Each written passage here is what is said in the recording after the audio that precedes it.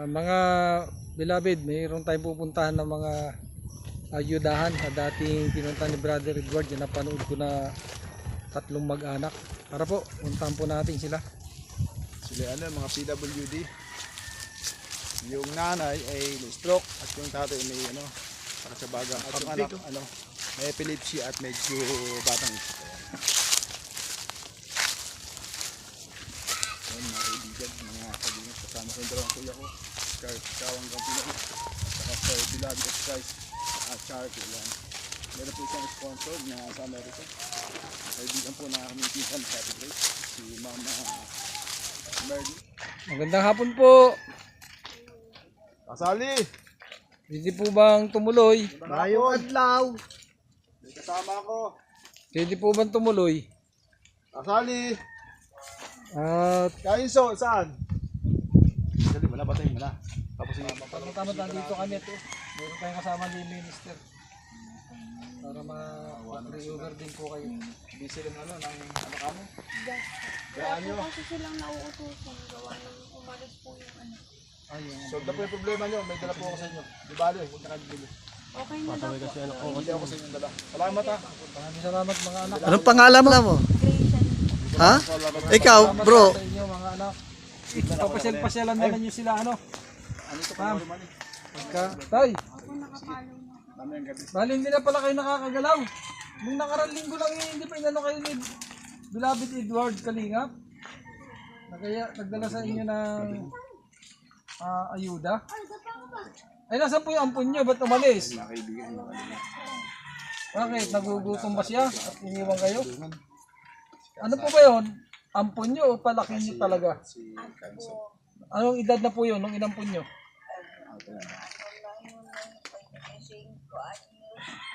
Hindi po, nung mula nung inampun nyo, anong edad niya? Sinampun pa kayo? Naku, pasma yan. Ano po yan, napasma yan kasi kung bali yan, noong pa yan po. Kailan po nangyari yan? Sali. Nasaan siya? Nakasiyaran. Na ano kayo? Paano nangyari? Inaaraw na po ang dumi. Hindi po kayo, ilang araw po kayong maganyan. Ano sila kayo ganyan? Pinalo kayo? Ba't di nyo pinabarangay? Pinatawag nyo sa barangay? Di ba nang gano'n ako makarating? Galaw. Ilang linggo po kayo. Sa tingin nyo, saan kayo pumunta yon? Abi pa po eh. May pampers. Dapat kasi po yun bibigyan ng aral. May pampers ko na. Kasi nga kung ampun nyo po, hindi naman dapat gawin. Bakit naman po kayo pinalo? Ay ayaw Si Kanso. Ibang anak ko umuwi pa dito yun. tama. Ano sa kanya mali. Hindi ba kayo tinutulungan sa Ano po bang inuutos nyo? Bakit nagkaganon? kasi yung anak may kasama niya. Palaki na. Yung pinigil pa kayo. Isip bata ano? Kasi nga nung nakita ko sa vlog, sabi ko, mayroon pala kasamang bata pa. Bakit? Kasi sabi nga doon sa vlog nyo, kayo taga-igib daw nyo yun. Pero talaga kayo nagpalaki daw mula bata? Paano ba yun? Ha? Pinalaki nyo mula bata yun.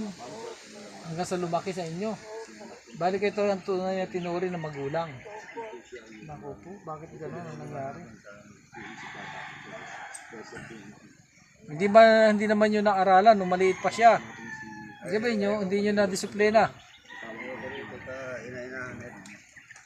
Kasi po kung ano po yung pagpapalaki natin, yun po kalalabasan nun, di po ba? Yung mayroong paggalang, pagmamahal, respeto. Baka ang ano lang niya, gustong kumain lang. Kaya ganun ang ginawa sa inyo.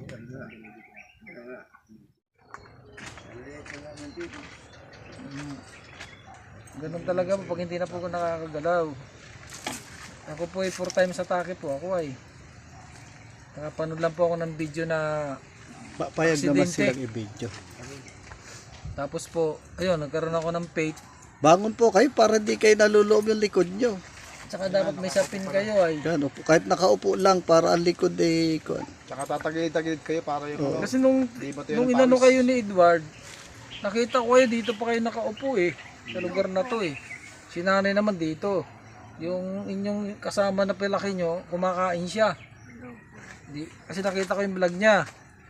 Eh, may ilang araw na naalala ko nga kayo na gustong gusto ko kayo balikan. Nagpapasama ko kay Kalingap Edward. Kasi mayroon pong nag-sponsor sa akin para magawa po yung ganitong. O, sige. May tumawag sa akin na sister po na sabi niya, Brad Vic, mag-vlog ka at padadalan ka namin ng pang-vlog. Nung sinabi niya na yun, naisip ko na po kayo. Dahil nga wala kayong mapagkunan dahil nangangalakal daw kayo tapos hindi na nga daw kayo nakapangalakal. Doon sa vlog ni Edward T. Kalingap. Halos 1 linggo na rin yata na ganun. Kaya nung binigay na sa akin at nagkaroon na kami ng time, dapat kahapon pa. Ayun, yung pala kayo hirap na. Hirap na nga sa buhay, hirap pa sa katawan, ano? Grabe yung nangyari. Ay, sabihin to pangalan nung ano, Oh, dapat. at haba ng Ibig kwento sabihin, nito. bata pa kayo nun. May nag-asawa, tapos hindi Sige, kayo sabi mo, nagkaanak. sabi kwento. Yan. Ngayon po, may nga po na sponsor, kayo nga po napili ko.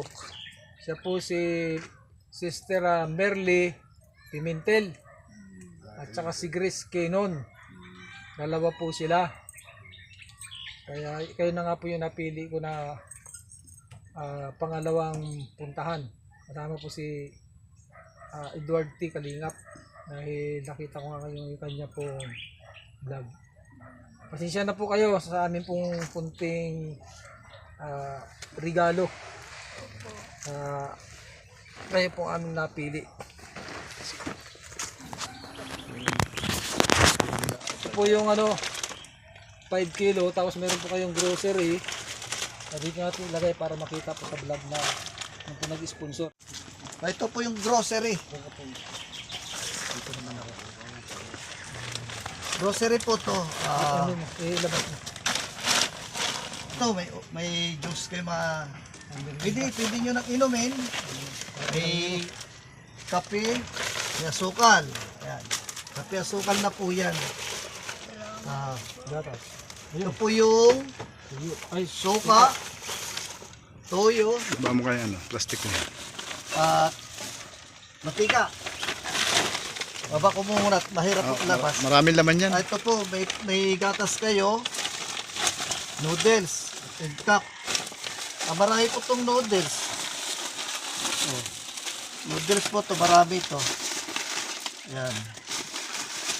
Marami pong noodles yan. Tapos, marami pala itong dilata. Marami yan, marami. 2, 4, 6. Oh, may noodles pa. At Talagang marunong ang Diyos, Kainso? magic sarap. Nakasali. Saan yung isda natin? Ay, meron pala dyan isla, ang tilapia. Ayun. Pwede naman nyo ipaksiw yun. Meron na po kayong pang-paksiw. Pwedeng Makapagluto pa po ba kayo? Kasi ito, pinalinis na po nila ito sa palengke. Hugasan na lang. Ayan. Pwede nyo iprito, may mantika. Kung gusto nyo naman magpaksiw, may toyo kayo. Kaya lang nakalimutan ang sabi nga ay bawang luya. bawang luya, sibuyas. Kasi nagmamadali po sila kanina nung mamili. At Tatagal kasi pwede bang may lakad pa rin po kami. bigyan natin siya ng liwanag bago tayo umuwi? Sige. Sige, bigyan natin. Bigyan na natin, Oo nga, install mo na. Bigyan na natin bago tayo umalis. Matesting.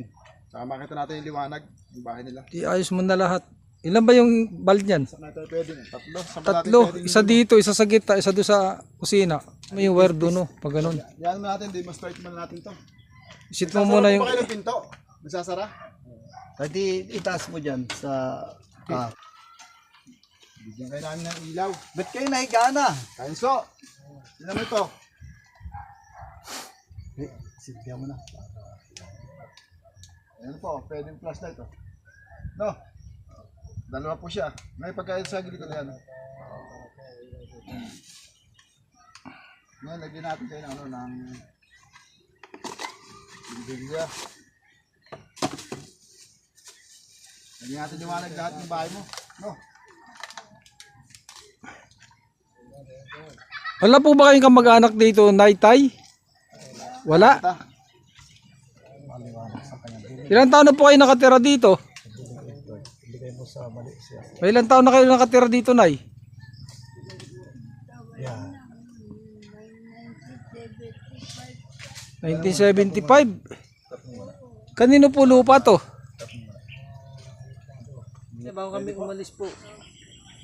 Para po ano, ang Panginoon ay makakilos po sa inyong buhay. Ikaw, pwede naman siya sa sir, para dalawa yung taong gumawa sa kanila. Para sa sinaktan ng kanilang alaga. At pero man si Kasaling, mahina na dahil ito po yung na-stroke. O posible rin pong dala rin po siyempre ng ano, ng stress na nangyari sa kanya. Pala, lugaw sa inyo, ano? Ito pong naghihina ito. Okay. Siguro po tayo ay talagang nasa Ay, asin na yan. para matulungan Lugaw kayo namin. ang ating dala-dala dito kahit pa paano makatulong sa kanila. Yung nagpunta sa inyo itong bata, pwede kayo makiutos po noon. At may dala tayong solar, kaya lang ano po, walang charge, kaya yan, maaaring bukas na pakikinabangan. Papapili na lang po tayo na ano. Ganun talaga po kasi wala kayong anak na ano, pamangkin. O apo. Importante po, huwag kayong malilipasan ng gutom kahit lugaw. Susubukan pa na natin paano mag-ano ito, mag-anusan. Sabi ko, Eh, malayo kami, kung malapit lang. kalitan ito pala wala naman, hindi na pala ito makakagano. Kaso malayo kami. Ayan, pinagsasandok na po yung ano, yung mag-asawa. Bago kami umalis dahil talagang ano, hindi na halos makagula pa itong dalawang to. Wala po, ayun po yung ilaw dalawa oh. Inabot na po kami ng ano, ng gabi, siguro mga 7 na mahigit. At sa tanay pa kami nakakuha ng ano, ng gas. Malayo ano. Para meron silang gasera. City na mahigit. Kasi yung dala kong ano, solar light, eh, isang oras lang na-charge yun, tapos nagamit ko pa pala kanina. Papunta rito yung ano, nag-charge ako ng cellphone. Kumbaga kinain yung ano, pinaka-charge niya, kaya bukas ito mapapakinabangan.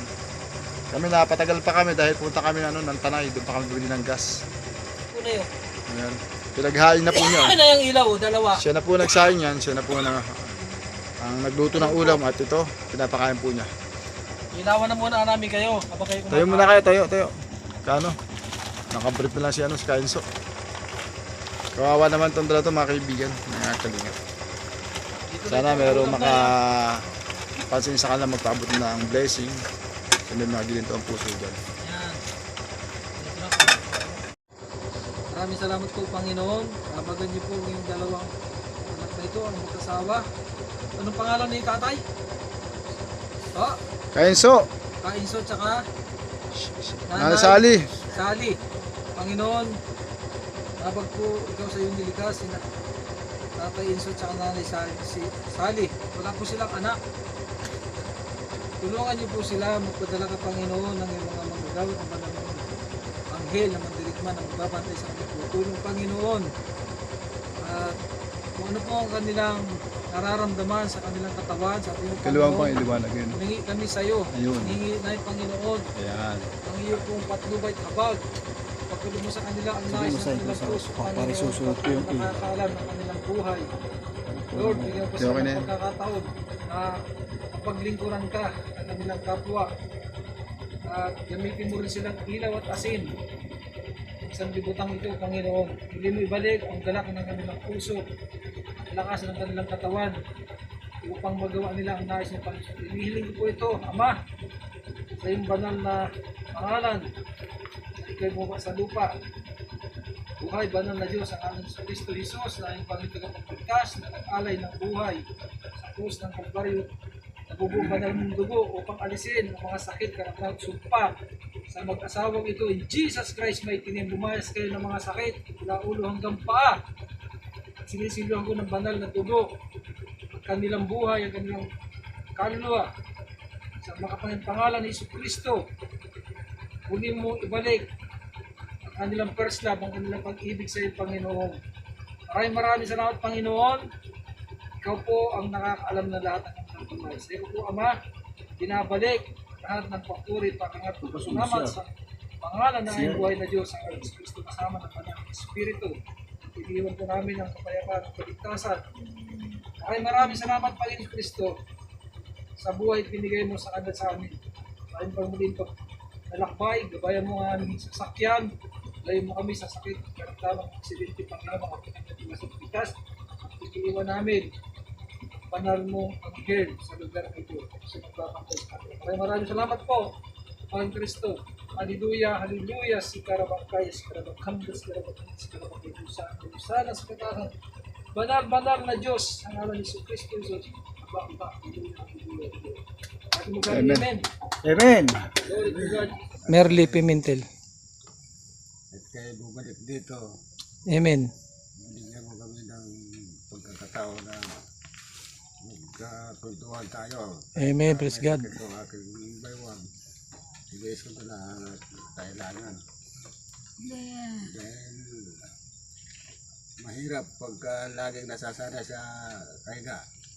Amen. Pilitin nyo tayo ha. Makaupo-upo kayo sa magalaw lang inyong mga pat kamay. Maraming salamat po sa ating beloved Sister Merly Pimentel at sa ating pong beloved Grace Kenon. Dahil po sa inyo pong pagtitiwala sa amin, may isa po tayong nanay at tatay na natulungan. Awang manalangin pagkalod natin ang ating Amen. sa Panginoon. Silang yung ating sandata. Amen. Sa Yes. atin. Hallelujah. Sana Glory to God. siguro sinugo kami dito, kaming tatlong magkakapatid dahil nga sa kalagayan nyo. Kaya isang araw, babalik pa rin kami dito, Palakas po kayo kayo sa